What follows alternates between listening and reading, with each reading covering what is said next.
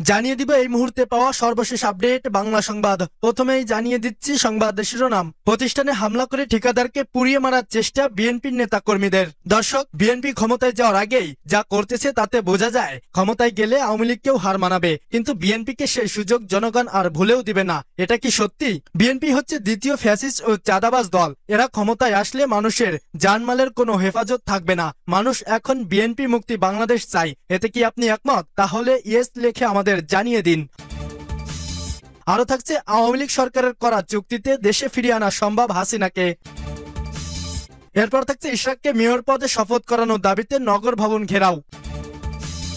আরো জানিয়ে দিব, মধ্যরাতে যেসব জেলায় 60 কিলোমিটার বেগে ঝড় হতে পারে। এবং সর্বশেষ থাকছে, ছাত্রদল নেতা সাম্য হত্যায় জড়িতদের দ্রুত বিচার চায় ইসলামী আন্দোলন। শুনছিলেন সংবাদের শিরোনাম, এখন বিস্তারিত। তবে তার আগে অনুরোধ থাকবে ভিডিওটিতে একটি লাইক এবং কমেন্ট করে জানিয়ে দিন কোন জেলা থেকে দেখছেন এবং শুনছেন। প্রতিষ্ঠানে হামলা করে ঠিকাদারকে পুড়িয়ে মারার চেষ্টা বিএনপি নেতা কর্মীদের। পটুয়াখালীর কলাপাড়ায় স্থানীয় এক ঠিকাদারের ব্যবসা প্রতিষ্ঠান ও কার্যালয়ে বিএনপি নেতা কর্মীর হামলা চালিয়েছেন বলে অভিযোগ পাওয়া গেছে। তারা সেখানে ভাঙচুর ও ঠিকাদারকে আগুনে পুড়িয়ে মারার চেষ্টা করেন। এ সময় রামদার কোপে 10 থেকে 12 জন আহত হন।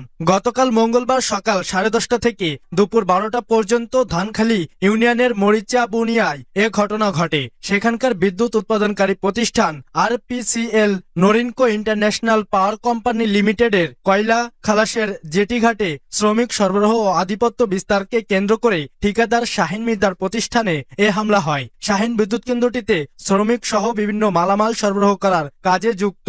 হামলাকারীদের রামদার কোপে স্থানীয় বাসিন্দা দোলন মির্জা, মিরাজ হোসেন, শাহিনের গাড়ি চালক রানা সহ 10 থেকে 12 জন আহত হন। তারা পাশের উপজেলা আমতলিতে গিয়ে চিকিৎসা নিয়েছেন বলে জানা গেছে। অভিযোগ রয়েছে, হামলায় নেতৃত্ব দেন কলাপাড়া বিএনপির সাংগঠনিক সম্পাদক কামরুজ্জামান কাজল তালুকদার। উপস্থিত ছিলেন ধানখালী ইউনিয়ন বিএনপির সাধারণ সম্পাদক ফিরোজ তালুকদার, বিএনপি নেতা বশির মির্জা, হানিফ মেম্বার সহ তাদের অনুসারীরা। হামলার ইন্ধনদাতা হিসাবে কেন্দ্রীয় বিএনপির প্রশিক্ষণ বিষয়ক সম্পাদক এবিএম মোশাররফ হোসেন ও স্বেচ্ছাসেবক দলের কেন্দ্রীয় কমিটির যুগ্ম সম্পাদক আমিনুল ইসলাম মহাসিনকে দায়ী করেছেন শাহিন ও তার পরিবার। প্রত্যক্ষদর্শীরা জানান, সকাল 10:30টার দিকে শতাধিক মোটরসাইকেলে করে অস্ত্রসহ মরিচা বুনিয়া এলাকায় যান কামরুজ্জামান সহ বিএনপির নেতাকর্মীরা। সেখানে স্থানীয় বাসিন্দা শাহিনের শ্রমিক সরবরাহকারী প্রতিষ্ঠানের কার্যালয়, তার আবাস গৃহ ও শ্রমিকদের বসবাসের ছাউনি রয়েছে। হামলাকারীরা এগুলো ভাঙচুর করেন। এ সময় কয়েকজন শাহিনকে তার ঘরের মধ্যে তালাবদ্ধ করে আগুন ধরিয়ে দেন। তিনি ঘরের কোণের একটি টিন খুলে বের হয়ে আত্মরক্ষা করেন। তবে আগুনে পুড়ে থাকা 2টি এসিটিভি, 10টি সিসি ক্যামেরা, 2টি ফ্রিজ, খাট, 3টি সোফা সেট সহ অন্যান্য আসবাব ও ডাম্প ট্রাক পুড়ে যায়।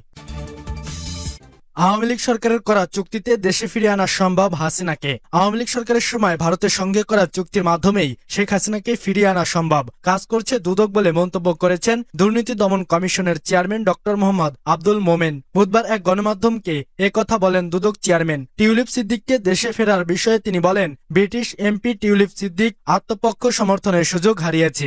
দেশে ফেরাতে ইন্টারপোলের সহযোগিতা নেবে দুদক। এর আগে চলতি বছরের 23 এপ্রিল দুর্নীতির মামলায় অভিযুক্ত সাবেক প্রধানমন্ত্রী শেখ হাসিনা ও তার ভাগিনা ব্রিটেনের সাবেক প্রতিমন্ত্রী টিউলিপ সিদ্দিককে দেশে ফিরিয়ে আনার প্রক্রিয়া শুরু হয়েছে বলে জানিয়েছিলেন দুদক চেয়ারম্যান। প্রসঙ্গত, গণ অভ্যুত্থানের মুখে গত বছরের 5 আগস্ট ক্ষমতা ছেড়ে ভারতে চলে যান শেখ হাসিনা। অন্তর্বর্তী সরকার দায়িত্ব গ্রহণের পর শেখ হাসিনা ও তার পরিবারের সদস্যদের বিরুদ্ধে হত্যা, গুম, দুর্নীতি, জালিয়াতি ও ক্ষমতার অপব্যবহারের অভিযোগে একাধিক মামলা হয়েছে।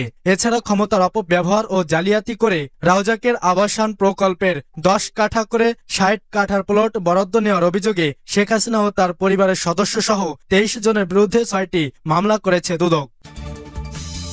ইশরাককে মেয়র পদে শপথ করানোর দাবিতে নগর ভবন ঘেরাও। বিএনপির নেতা ইঞ্জিনিয়ার ইশরাক হোসেনকে ঢাকা দক্ষিণ সিটি কর্পোরেশনের মেয়র পদে দ্রুত শপথ গ্রহণ করানোর দাবিতে নগর ভবন ঘেরাও করেছেন তার সমর্থকরা। তাদের অভিযোগ, নির্বাচন কমিশন থেকে গেজেট প্রকাশ সত্ত্বেও ইঞ্জিনিয়ার ইশরাক হোসেনকে এখনো ডিএসসিসির মেয়র দায়িত্ব দেওয়া হয়নি। বুধবার সকাল থেকে শুরু হওয়া এই কর্মসূচিতে অংশ নেয় শত শত মানুষ। সকালে নগর ভবনের মূল ফটকের সামনে মানববন্ধন শুরু করেন বিক্ষোভকারীরা। এক পর্যায়ে পর্যায়ে বিক্ষোভকারীরা ভবনের সিঁড়ির সামনে অবস্থান নেন। তারা অভিযোগ করেন, আদালতের রায় ও গেজেট প্রকাশের পরও ইশরাক হোসেনকে এখনো মেয়র দায়িত্ব বুঝিয়ে দেওয়া হয়নি। প্রসঙ্গত 2020 সালের ঢাকা দক্ষিণ সিটি কর্পোরেশন নির্বাচনে ফজলে নূর তাপসকে বিজয়ী ঘোষণা করা হয়, কিন্তু গত 27 মার্চ ঢাকার প্রথম যুগ্ম জেলা জজ ও নির্বাচনী ট্রাইব্যুনালের বিচারক মোহাম্মদ নুরুল ইসলাম এই ফলাফল বাতিল করে ইশরাক হোসেনকে বৈধ মেয়র হিসেবে ঘোষণা দেন। মানববন্ধনে অংশ নেওয়া নগরবাসী ও রাজনৈতিক কর্মীরা বলেন,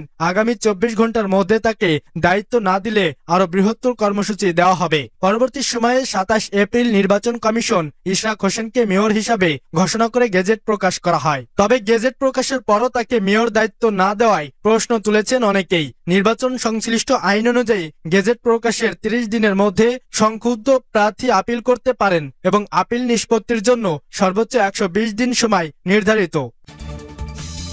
মধ্যরাতে যেসব জেলায় 60 কিলোমিটার বেগে ঝড় হতে পারে। ঢাকা সহ দেশের 11টি জেলায় আজ রাত 1টার মধ্যে সর্বোচ্চ 60 কিলোমিটার বেগে ঝড় হতে পারে। একই সঙ্গে বজ্রসহ বৃষ্টিও হতে পারে, এমন আভাস দিয়েছে আবহাওয়া অফিস। বুধবার রাত 1টা পর্যন্ত দেশের অভ্যন্তরীণ নদীবন্দরগুলোর জন্য দেওয়া আবহাওয়ার পূর্বাভাসে এসব তথ্য জানানো হয়েছে। পূর্বাভাসে বলা হয়েছে, রাজশাহী, পাবনা, কুষ্টিয়া, ঢাকা, ময়মনসিংহ, ফরিদপুর, কুমিল্লা, নোয়াখালী, চট্টগ্রাম, কক্সবাজার ও সিলেট অঞ্চলের উপর দিয়ে পশ্চিম অথবা উত্তর পশ্চিম দিক থেকে ঘন্টায় 45 থেকে 60 কিলোমিটার বেগে অস্থায়ীভাবে দমকা ঝড়ো হাওয়া সহ বৃষ্টি, বজ্রসহ বৃষ্টি হতে পারে। এসব এলাকার নদীবন্দরগুলোকে 1 নম্বর সতর্ক সংকেত দেখাতে বলা হয়েছে। ছাত্রদল নেতা সাম্য হত্যায় জড়িতদের দ্রুত বিচার চায় ইসলামী আন্দোলন। ঢাকা বিশ্ববিদ্যালয়ের শিক্ষা ও গবেষণা ইনস্টিটিউটের শিক্ষার্থী এবং স্যার এএফ রহমান হল ছাত্রদলের সাহিত্য ও প্রকাশনা সম্পাদক শাহরিয়ার আলম সাম্য হত্যায় জড়িতদের দ্রুত বিচারের আওতায় আনার দাবি জানিয়েছে ইসলামী আন্দোলন বাংলাদেশ। বুধবার ইসলামী আন্দোলন বাংলাদেশের মহাসচিব অধ্যক্ষ হাফেজ মাওলানা ইউনুস আহমেদ এক বিবৃতিতে সাম্য হত্যার বিচার দাবি করেন। ইউনুস আহমেদ বিবৃতিতে বলেন, রাষ্ট্রের প্রধান কাজই হল জননিরাপত্তা নিশ্চিত করা। মানুষ রাষ্ট্রকে এজন্যই কর দেয়, কিন্তু বাংলাদেশের ভাগ্যহত মানুষের নিরাপত্তা নিশ্চিত হয়নি কোনো কালেই। পতিত ফ্যাসিবাদের আমলে কথা বাদ দিলেও গণ অভ্যুত্থান পরবর্তী সরকারের দীর্ঘদিন অবহিত হলেও আইন শৃঙ্খলা পরিস্থিতির তেমন কোনো উন্নতি হয়নি। চলতি বছরের প্রথম 2 মাসের পরিসংখ্যানে প্রতিদিন গড়ে 9 জন মানুষ খুন হয়েছে। পরের মাসগুলোর পরিসংখ্যানও এরকম হবে। একটি স্বাধীন ও শান্তিপূর্ণ দেশে এভাবে মানুষ খুন মেনে নেওয়া যায় না। অবিলম্বে মানুষের নিরাপত্তা নিশ্চিত করতে হবে।